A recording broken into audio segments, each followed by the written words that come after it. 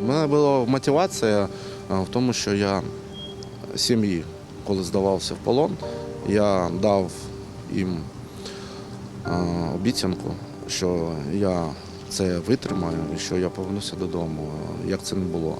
І це була мотивація, що мене вдома чекають. Ми знаємо, що кожного хлопця, кожного защитника, побратима чекають вдома. Чекають, що наша країна за кожного з нас бореться.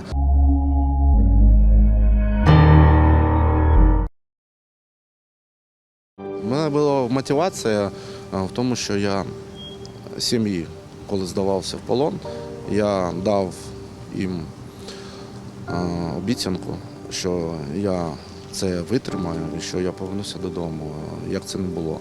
І це була мотивація, що мене вдома чекають. Ми знаємо, що кожного хлопця, кожного защитника, побратима чекають вдома. Чекають, що наша країна за кожного з нас бореться.